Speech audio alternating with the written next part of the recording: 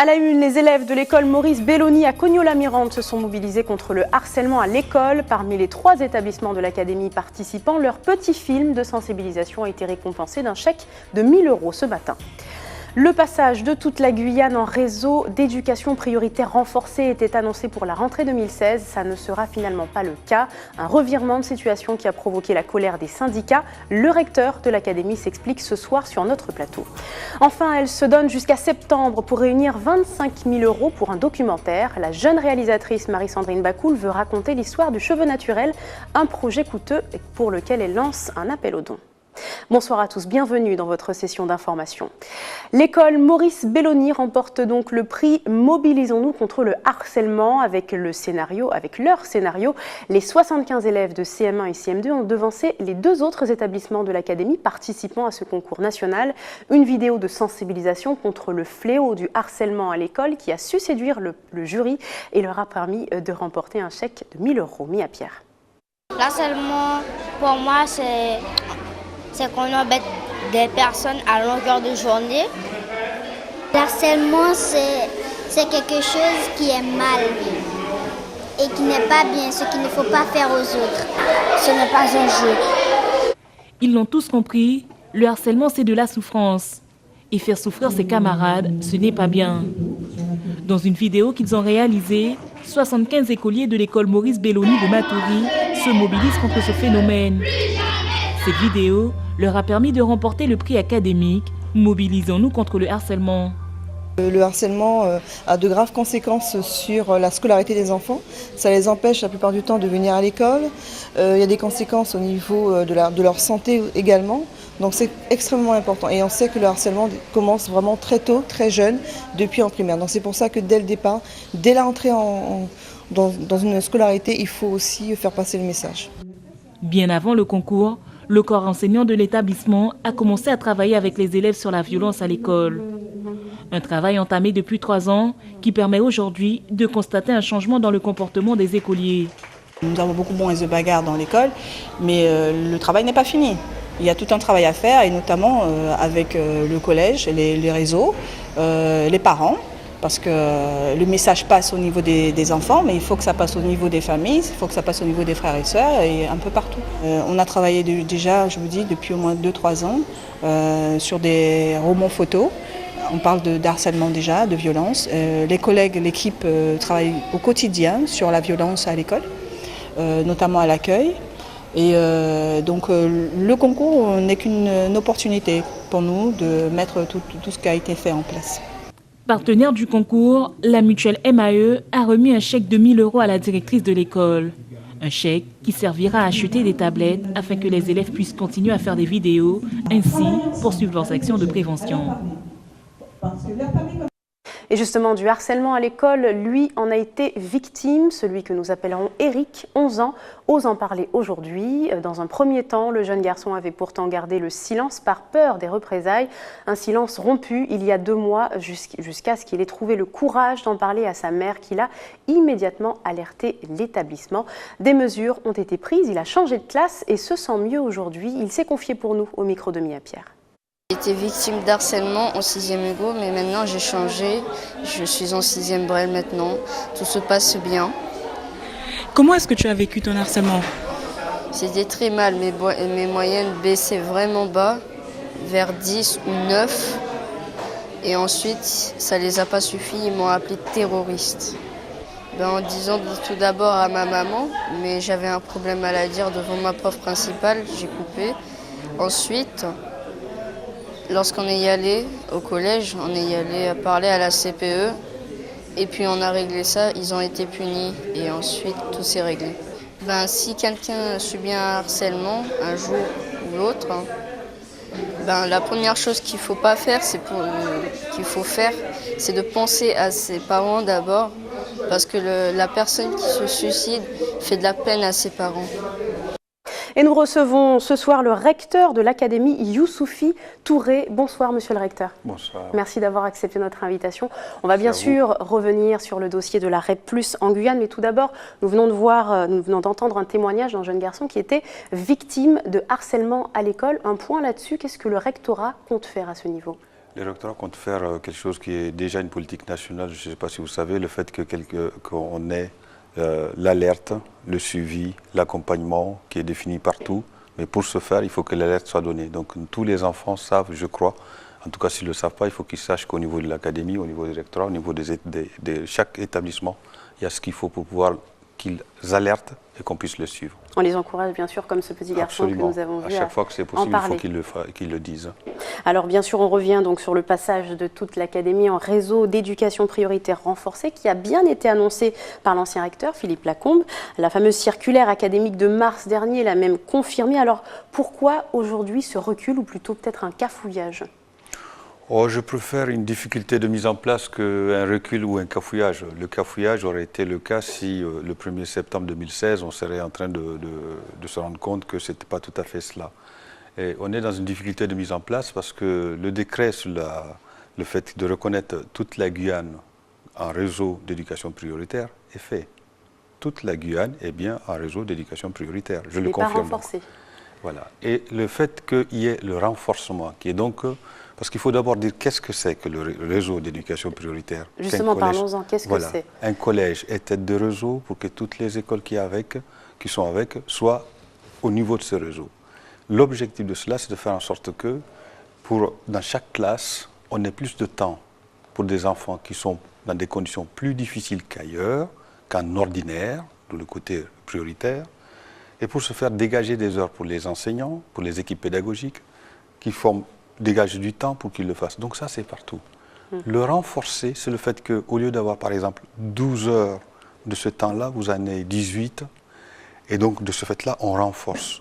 Le renforcer, c'est par exemple le fait que le nombre de profs qu'il faut mettre pour gérer le réseau peut être plus grand ou plus petit en fonction du projet quand même. Parce que le réseau est un dispositif qu'il faut mettre en œuvre par projet. Et donc de ce fait-là, la Guyane l'a ça. Il se trouve que pour ce faire, les collèges sont classés en possibilité de renforcer avec le plus ou pas.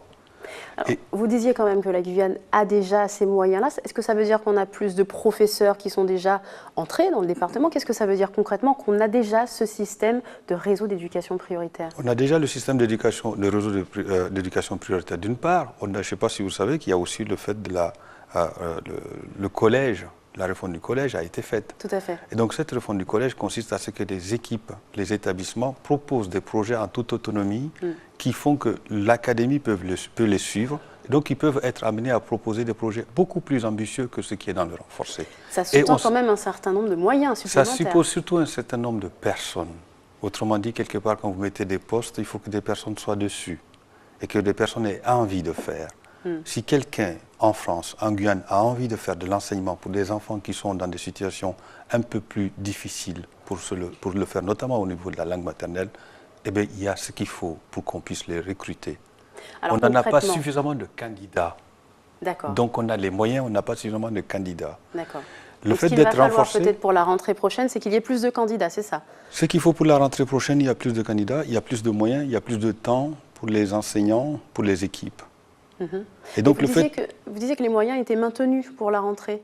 Or, quand même, un réseau d'éducation prioritaire renforcé, le problème du moyen maintenu, je vais l'expliquer. Le fait que le travail a été fait en considérant que l'ensemble de la Guyane, tous les établissements sont en réseau REP+, donc le fait les fameuses heures, donc ça fait un coût. Tout à fait. Qui n'était pas forcément calculé dans la dotation de l'académie. Et c'est celui-là que je suis en train de dire. Je suis en train de voir, depuis que je le sais, de négocier avec le ministère pour faire en sorte que nous ayons ces moyens-là.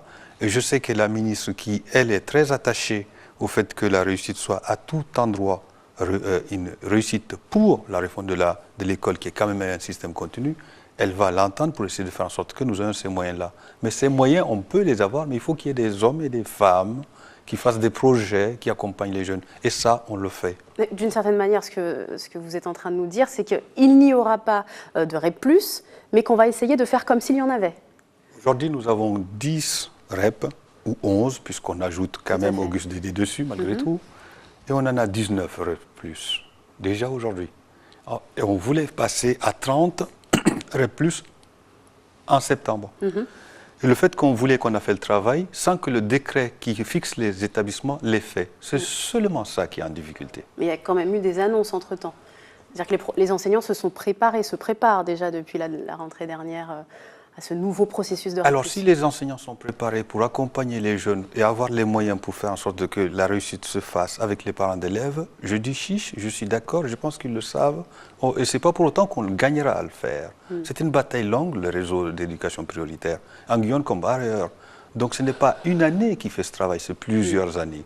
Donc, l'estampille REP+, que nous n'avons pas pour tout le monde, n'empêche pas que les moyens, la volonté, nous l'ayons pour tous et tout le temps. Alors, la colère quand même des enseignants ne désenfle pas après toutes ces annonces. Une importante mobilisation déjà hier, une autre est prévue mardi prochain. Les élus locaux également ont adressé des courriers à la ministre de l'Éducation. Aujourd'hui, le parti Walwari a également adressé un communiqué dans lequel il déplore un désintérêt de l'État face aux problématiques de la Guyane. Vous venez d'ailleurs d'arriver, c'est un petit peu un contexte un peu délicat, mais que comptez-vous faire face à tout cela? Comprendre. La première chose, c'est comprendre. Je pense que j'ai compris. Le fait que la volonté des uns et des autres a été au fait qu'on veuille le REP+ pour tout le monde, c'est une volonté qui correspond plus à la difficulté constatée en Guyane. Et je pense que cette difficulté constatée en Guyane, l'État l'a en considération. La ministre est venue ici, je pense qu'elle a dû le certifier. Mais finalement, derrière, aujourd'hui, finalement, derrière, il y a toujours les mêmes moyens. Finalement, il y a toujours les mêmes moyens. Je comprends le fait que le travail a été fait sur le fait d'un estampille REP+ pour tout le monde plutôt que pour 19 sur 30. Ce qui fait quand même qu'il faut savoir que nous sommes parmi les 2 académies les mieux considérées sur cette priorité au niveau national. Ça n'a pas changé. Le fait que nous soyons totalement en REP+, c'est une volonté que je comprends. Donc je comprends la démarche d'une part des élus qui voudront que ce soit ce cas-là. Je comprends aussi les syndicats qui pensent que le travail qu'ils ont fait potentiellement peut être perdu. Je les rassure que ça ne serait pas perdu. Vous allez appuyer leur demande, justement? Bien sûr, je précède leur demande. Et honnêtement, sans vouloir faire de la ministre de l'Éducation précède leur demande. Parce que la loi sur la refondation de l'école, c'est une loi qui a été posée avant les demandes, pour faire en sorte que chaque fois qu'il y a une difficulté plus accrue à un endroit du territoire, on mette plus de moyens pour le faire. Mais plus les moyens, ça ne veut pas dire plus de moyens, tous les moyens, en une fois. On rappelle, M. Youssouphi Touré, que ça fait très peu de temps donc, que vous êtes au Rennes, on va dire, de l'Académie de Guyane. Les syndicats et puis la population ont tendance à s'indigner un peu du défilé, on va dire, des nouveaux recteurs et puis des annonces qui sont faites. Bon, ce cas, à la limite, on peut en sortir un petit peu pour répondre à cette question, mais la continuité, finalement, du travail n'est pas toujours assurée. Il y a donc une inquiétude qui reste, qui persiste dans la population par rapport à ça. Comment est-ce que vous pouvez peut-être essayer de rassurer ? Je rassure par le fait que moi j'ai surtout vu la volonté des acteurs sur le terrain, les enseignants, les équipes au rectorat, même les élus. Et bien cette volonté, quand elle est contenue, le recteur, qu'il soit sur 2 ans, 3 ans, 4 ans, 5 ans ou 1 an, j'espère que ce n'est pas le recteur qui fera que cette volonté et que les moyens soient là.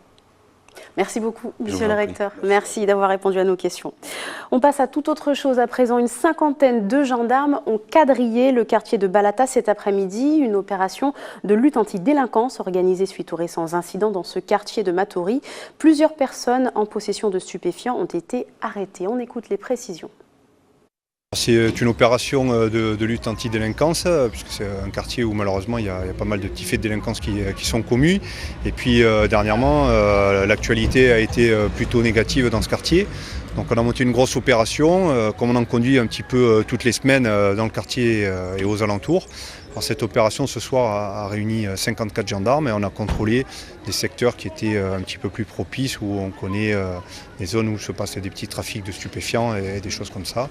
Donc, ce qui a permis d'interpeller quelques personnes qui étaient en possession de produits stupéfiants. Et on a profité du concours de gendarmes mobiles qui sont détachés pour apporter un renfort à la gendarmerie de Guyane. Une équipe cynophile pour travailler sur tout ce qui était recherche de produits stupéfiants. Et ensuite, on a d'abord fait effort sur la partie ouest de Balata. Et maintenant, on s'est reporté ici sur les hauts de Balata et on va terminer la soirée en patrouillant dans le secteur. Dans l'actualité, nous parlions des violences à l'encontre des policiers à Paris. Un agent martiniquais a même été agressé à coups de barre de fer lors d'une manifestation anti-flic. Un jet de fumigène a même provoqué l'incendie de son véhicule de service. Les images font le tour des réseaux sociaux depuis déjà quelques heures. Des actes qui choquent la famille originaire du Carbet. Écoutez plutôt le témoignage de la mère du policier recueilli par Myriam Boiscoulin. Le policier sur ces images amateurs est originaire du nord de la Martinique. Il a grandi dans cette maison au Carbet. Regardez-moi ça. Et puis il ne pouvait pas sortir puisqu'il y avait des voitures. Sa maman découvre la vidéo ce matin. Regardez ça, mon Dieu. Ils envoient des projectiles. Si je pouvais aller et puis les tenir par la tête, les faire comprendre. Le jeune policier agressé à la barre de fer est le fils unique de Joséphine. Ce matin, à mon réveil, je l'ai appelé pour savoir comment ça s'est passé la nuit. Il m'a dit ça va et la voix était mieux aussi. Donc l'après-midi, il m'a dit on a tapé sur moi.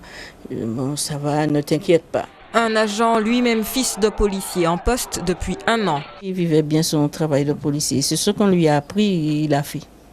Parce que l'autodéfense, moi je vois, c'est l'autodéfense qu'il est en train de faire. Kevin Philippi est papa d'une petite Kélicia. Il a quitté la Martinique à 25 ans. Je remercie tous les gens qui sont venus porter secours. Je ne les connais pas, mais je leur dis merci. Parce qu'en tant que maman, je dis merci. Parce que je pense à Clarissa Jean-Philippe.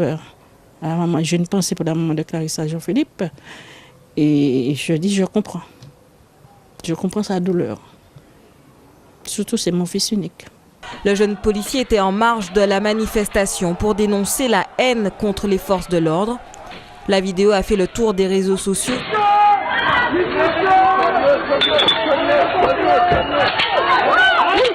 Admiration, un héros pour certains. Cet internaute salue le courage du policier et l'imagine même en équipe de France. L'agent s'en sort avec quelques blessures légères au crâne. Il a reçu cet après-midi la visite du ministre de l'Intérieur. Une enquête pour tentative d'homicide volontaire a été ouverte par le parquet de Paris. Mouvement pour un destin commun, c'est le nom de l'association que lancera demain Gabriel Serville. Pour le maire de Matoury, l'objectif sera de soutenir les élus dans leur prise de décision dans des domaines tels que la santé, la sécurité et l'éducation. Un mouvement qui n'est pas voué à se changer en parti politique, précise l'intéressé. En tout cas, pas tout de suite. On écoute Gabriel Serville au micro de Kerwin Alcide. Le mouvement pour un destin commun est une association qu'un groupe de citoyens a voulu mettre en place autour de moi. Après s'être rendu compte de tous les problèmes que rencontre la Guyane, il a voulu mettre en place un groupe de réflexion qui aura pour vocation d'alimenter la réflexion commune et puis pourquoi pas d'aider les élus dans les analyses et dans les prises de position qui sont les leurs. Ce n'est pas ça l'objectif, mais je ne dirais pas que ça ne se fera jamais. Dans tous les cas, les femmes et les hommes qui mettent en place cette dynamique veulent vraiment que ça soit un groupe de réflexion. Après, s'il faut qu'il se transforme en parti politique, il le fera. Mais ce n'est pas leur ambition et ce n'est pas mon ambition non plus. Parce que je tiens quand même à rassurer la population. Lorsque j'avais dit que j'étais toujours membre du PSG, je le suis toujours et les choses n'ont pas changé. Peut-être qu'à un moment donné, on peut avoir besoin d'un appui qui soit beaucoup plus fort que le simple appui d'une association type loi 1901. C'est vrai que le parti politique peut avoir la capacité à faire bouger les choses différemment. Mais dans l'immédiat, on fait une assemblée générale demain après-midi. On n'a pas évoqué cette possibilité, mais pour l'instant, ce n'est pas une possibilité qui est exclue, même si je tiens à répéter qu'il y a des partis politiques en Guyane qui existent déjà et que chacun va devoir continuer à œuvrer et apporter sa meilleure contribution au sein de son parti d'appartenance. Ce sont des inconnus, ce sont des personnes un petit peu plus connues, mais il n'y aura pas vraiment de sommité, ce n'est pas une espèce de dream team autour de M. Serville, ce sont des femmes et des hommes qui vivent le quotidien, qui souffrent, qui par moments s'interrogent, des personnes qui travaillent, des fois qui sont chômeurs. Rien à voir avec En Marche d'Emmanuel Macron. Ah non, ça n'a absolument rien à voir. D'ailleurs, j'ai souvent dit que la démarche, autant je peux la comprendre, autant je vais la critiquer.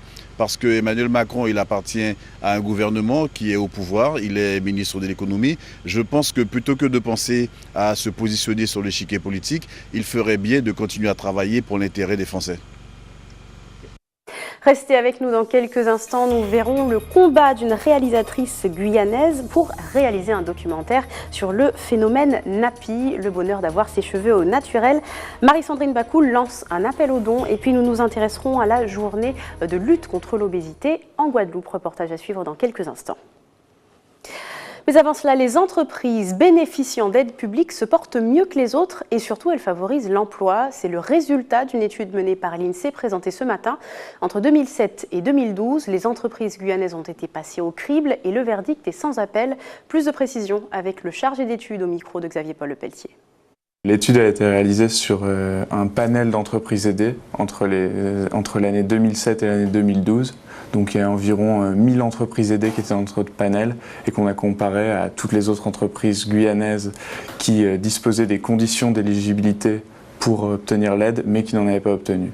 La conclusion générale de cette étude, c'est qu'il y a plusieurs dispositifs d'aide et qui chacun répondent à un besoin différent. Pour une entreprise qui a bénéficié d'une aide à l'emploi, on estime que 2 ans après l'aide, il y a en moyenne 2 salariés supplémentaires à la situation dans laquelle elle n'en aurait pas reçu. On estime qu'une entreprise qui a bénéficié d'une aide directe, elle a en moyenne 2 ans après l'aide 8 emplois de plus que si elle n'en avait pas bénéficié. Pour les aides au financement, qui permettaient donc l'accès à l'emprunt bancaire à ces entreprises qui, seules, sans caution de l'État, ne pouvaient pas y accéder, ça a permis 2 ans après l'aide de créer 3 emplois supplémentaires par entreprise. Même pour les dispositifs dont la vocation première n'était pas de créer de l'emploi, eh bien, en chemin, à travers la réalisation d'objectifs plus ambitieux, eh bien, il y a eu de l'emploi qui a été créé dans la région. Santé à présent, c'est un véritable fléau dans le monde. L'obésité touche particulièrement les Antilles-Guyane. À l'occasion de la 7e édition de la Journée européenne de l'obésité, le CHU de Pointe-à-Pitre organisait une journée de prévention autour du thème « Vous avez tout en vous pour prendre en main votre santé ». Reportage Karen Diama. En Guadeloupe, 31,7% de la population est en surpoids et 22,9% en obésité. Des chiffres qui place l'archipel en tête devant la Martinique, la Guyane et la France hexagonale.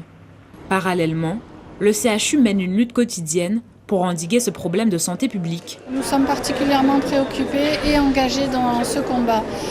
Nous sommes au niveau régional, au niveau du CHU de Pointe-à-Pitre, centre spécialisé de l'obésité. Je suis la coordinatrice de ce centre au niveau du CHU et il me revient avec le docteur Boulanger qui coordonne la partie chirurgicale d'organiser cette lutte pour qu'elle se passe dans les meilleures conditions. Il y a des diététiciennes qui peuvent être rencontrées dans le cadre de consultations externes ou d'endocrinologues comme moi pour la prise en charge du surpoids et de l'obésité. À l'occasion de cette journée mondiale de l'obésité, les médecins du CHU et leurs collaborateurs ont souhaité mettre en avant une pratique encore peu connue, la chirurgie gastrique, testée par Dorothée, ancienne obèse. La chirurgie, c'est un nouvel outil, un nouvel estomac, un nouvel outil qu'on va vous mettre en place. Donc, le protocole qui est mis en place de suivi avant, c'est en fait la notice d'utilisation de ce qu'on vous met en place. Donc, difficile, non, si vous suivez les directives. Dans un premier temps, tout de suite après l'opération, vous avez quand même des périodes où on mangeait liquide, pour ne pas endommager l'estomac qui est en pleine cicatrisation, puis mixer, donc l'ensemble sur une période d'à peu près 1 mois. Et ensuite, vous commencez à manger solide. Donc, ce qui est un peu difficile, effectivement, c'est de gérer la quantité au départ de ce que votre estomac peut prendre. Reconnue comme maladie en 1997, l'obésité est un facteur favorisant les cancers du sein chez la femme et de la prostate chez l'homme. Une situation qu'il serait pourtant simple d'éviter. Manger 5 portions de fruits et légumes par jour, donc c'est ça, ce qui veut dire 2 portions de légumes et 3 fruits dans la journée, donc en général un le matin, un midi, un soir. Avoir au moins 30 minutes d'activité physique par jour, donc je dis bien activité physique et pas forcément du sport. Manger des féculents à chaque repas, limiter les matières grasses, les produits sucrés et boire de l'eau à volonté, c'est la seule boisson indispensable pour le corps. Des conseils diététiques qu'il suffirait d'allier à une pratique sportive pour éviter cet excès de poids. Autre question santé maintenant, plus de logos sur les paquets de cigarettes en France. C'est la nouvelle mesure du gouvernement pour tenter de lutter contre le tabagisme et qui prend effet aujourd'hui. Désormais, seul un revêtement vert ainsi que des messages de prévention recouvriront ces paquets. Les industriels ont donc jusqu'au 20 novembre pour se conformer à la loi et pour la plupart des consommateurs, ils jugent cette situation inutile. Écoutez. Je pense que c'est tout le même goût, c'est change que la marque, c'est tout. Avoir des cigarettes et ne pas reconnaître sa propre marque que l'on fume, c'est complètement aberrant. Voilà, il n'y a que ça à dire. Il y a d'autres priorités, c'est le même débat en même temps avec les cigarettes électroniques, on les interdit ou les interdit pas. On se rend compte qu'au niveau sanitaire, il valait mieux peut-être ne pas les interdire partout. D'enlever des éléments d'information sur un paquet de cigarettes, c'est inutile. L'information, c'est la marque, c'est la nicotine, le goudron, tout cela. Le goudron, la nicotine, c'est important. Moi, je fume des depuis longtemps, je ne tousse pas. Si je fume ça, je vais tousser. Il y a eu les premiers paquets avec les images dessus. Moi j'ai vu dans les collèges des gamins qui faisaient les collections, comme les cartes de foot. Pour les jeunes qui vont commencer à fumer, c'est vrai qu'on s'attache très vite à une marque. Toutes les marques sont obligées de faire la même chose, le même format, donc ils ne pourront pas se vanter d'être meilleurs que tel autre ou tel autre. C'est inutile, je pense qu'il y a d'autres priorités, mais bon, si des personnes aiment travailler là-dessus, ça les intéresse, ça les valorise, pourquoi pas. Ça ne va pas changer grand-chose vu que les fumeurs vont continuer à fumer. Avec ce que je fume par an, je pourrais 2 fois payer ma taxe foncière. 25 000 € d'ici septembre, c'est la somme que tente de rassembler Marie-Sandrine Bakoul, titulaire du prix spécial du jury lors du prix de cours cette année. La talentueuse réalisatrice travaille déjà sur un nouveau projet, un documentaire sur le concept Napier, le bonheur d'arborer ses cheveux naturels, un rêve qu'elle tente de réaliser grâce au financement participatif. Stéphanie Puglisi et Jonathan Lariot. Vous les avez peut-être croisés dans les rues de Cayenne. Marie-Sandrine Bakoul et Nadine sont en mission depuis quelques jours. Dans toute la ville, elles distribuent des flyers afin de faire connaître leur projet. Un documentaire sur le phénomène nappy très en vogue sur le fait de garder ses cheveux au naturel. Ce que moi j'en pense personnellement, pour moi qui a des cheveux naturels en afro, je pense que c'est super, c'est la meilleure chose d'avoir ses cheveux naturels que de mettre un tas de produits sur ses cheveux et tout. Même si parfois, j'avoue que c'est la mode, mais écoute, c'est beaucoup mieux d'être naturel, d'être soi-même. Chivet Soleil, le titre du projet documentaire, met l'accent sur le cheveu crépus, longtemps très mal vu par la société. En 2014, j'ai été amenée à réaliser un petit court-métrage sur les cheveux crépus. C'est comme ça que j'ai écrit sur le sujet et je me suis dit finalement ça se rejoint. Pourquoi d'un coup on se remet à aimer ces cheveux qui finalement on les a beaucoup dénigrés quand on était plus jeune ou dans notre vie de tous les jours. Qu'est-ce qui se cache derrière? C'est surtout que par rapport à ce court-métrage, j'ai fait la rencontre de Nadine François qui est la fondatrice de Nappy de Guyane. Et à son contact, je me suis rendu compte que moi-même j'avais beaucoup de préjugés sur les cheveux crépus. Donc je me suis dit, d'un court-métrage, pourquoi pas faire un plus long format, approfondir le sujet et donc faire ce documentaire sur les cheveux. Mais pour réaliser ce documentaire, les moyens manquent. Marie-Sandrine s'est donc lancée dans le crowdfunding, une méthode de financement un peu particulière basée sur les dons. Barack Obama a utilisé le crowdfunding pour financer sa campagne. C'est quelque chose qui est très en vogue. Après, moi, je ne pense pas aussi qu'à moi. Je me dis, mine de rien, si moi j'y arrive, peut-être que d'autres personnes derrière qui vont déposer des dossiers aussi, ils vont y arriver. Donc c'est montrer que finalement, on est solidaires entre nous. C'est aussi une manière aussi de dire aux personnes qui se disent les programmes finalement ils ne nous ressemblent pas, de dire là vous avez le choix, vous avez peut-être le choix de ce que vous allez voir plus tard au cinéma ou à la télé, misez dessus. Et après moi c'est l'audiovisuel, mais demain ça peut être quelqu'un qui veut éditer un livre, quelqu'un qui veut ouvrir une boulangerie, quelqu'un qui c'est donner un coup de main et mine de rien, ça prend 2 minutes. Aujourd'hui, le compteur affiche un peu plus de 1 000 € de dons. Un minimum de 10 000 € est nécessaire pour pouvoir commencer la réalisation du film. Mais les efforts ne s'arrêteront pas là. Des rencontres entre le public et l'équipe du film sont prévues dans les prochains jours. Et on parle sport pour finir ce journal avec une discipline un peu moins populaire que le football, par exemple. Il s'agit des courses automobiles et nous recevons ce soir le président de l'association sportive automobile Équateur, Jean-Philippe Tribord. Bonsoir. Bonsoir. Merci d'avoir accepté notre invitation. Alors votre association, elle est née en 93 d'une course qui a été organisée par une bande d'amis. C'était le premier rallye qui s'est déroulé sur la place des Palmistes et vous n'y étiez pas, mais visiblement ça a été le départ d'une longue histoire. J'étais pas en tant que participant, mais en tant que spectateur, ça c'est sûr. Ah donc vous l'avez vu de vos yeux vus? De mes yeux. C'est un slalom qui avait été fait devant la chambre de commerce. Et donc vous avez gardé ce souvenir bien en tête. Alors vous êtes donc président de l'association depuis plus de 10 ans maintenant. Elle compte environ 90 adhérents à ce jour et les activités donc se répartissent chaque mois avec des préparations et puis toujours des compétitions. Rallye et run, expliquez-nous. C'est-à-dire, oui, ça fait 2 ans qu'on a créé une section run, parce qu'il y a un engouement au niveau des jeunes. Et on a voulu faire une discipline pour les aider à s'épanouir dans un endroit sécurisé. Et en espérant que par la suite, ça pourra amener un circuit en Guyane pour pouvoir développer encore mieux cette activité et tout ce qui règne autour, les écoles et tout ce qui s'ensuit. Alors justement, avant d'aller plus loin sur ce point, pour ceux qui ne connaissent pas, quelle est la différence entre un rallye et un run ? Le run, c'est une épreuve d'accélération qui se passe sur 200 ou 400 mètres. Pour le moment, nous faisons encore du 200 mètres parce que nous n'avons pas encore de lieu approprié pour faire de 400 mètres. Et le rallye, c'est une épreuve qui a plusieurs épreuves spéciales avec un cumul de chronos qui se passe sur différents sites ou sur le même site. Et c'est avec un copilote, c'est pas la même voiture, c'est pas la même préparation, c'est complètement différent. C'est un exercice différent, mais est-ce qu'on retrouve quand même les pilotes dans ces 2 exercices différents ? Très peu. Il n'y en a pas beaucoup. Parce que bon, il y a plus de jeunes au niveau des runs.